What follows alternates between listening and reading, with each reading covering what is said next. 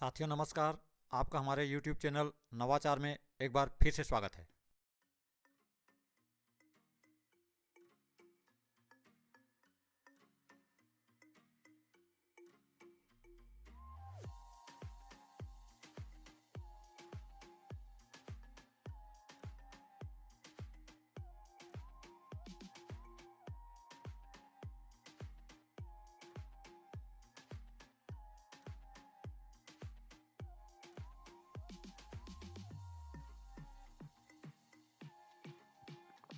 प्यारे बच्चों, जवाहर नवोदय विद्यालय प्रवेश परीक्षा टॉपिक वाइज टेस्ट का एक राउंड आज समाप्त हो गया।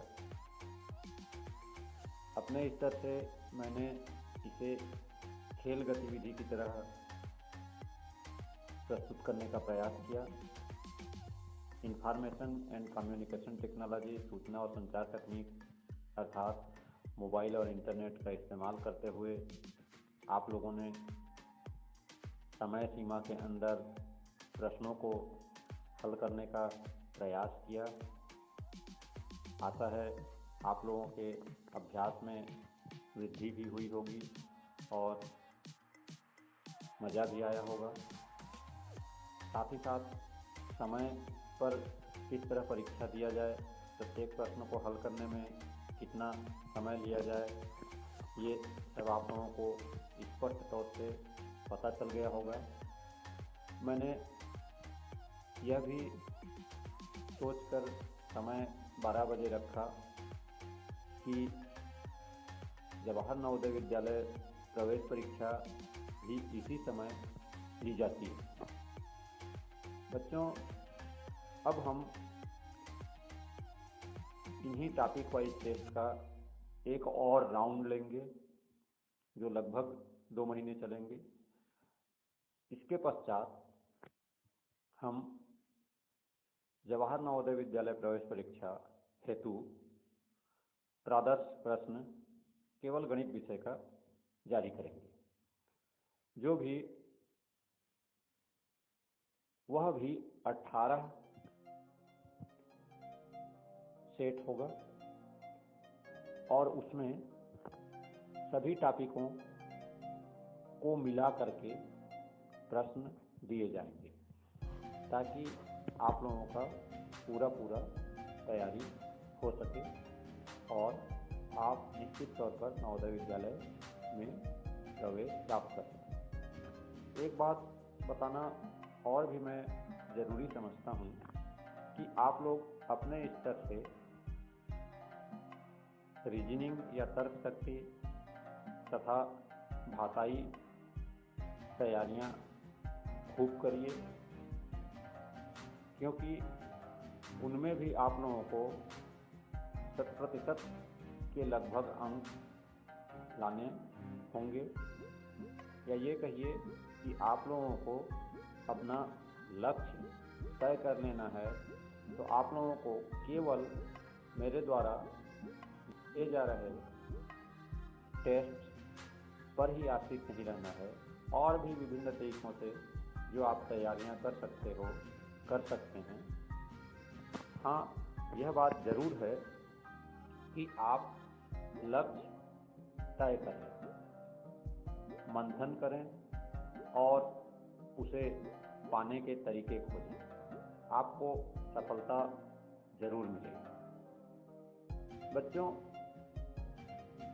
आप सब अभी जिस उम्र पे हो वहाँ खेलने, मस्ती करने, आनंद उठाने की इच्छाएं बहुत ज़्यादा हुआ करती हैं।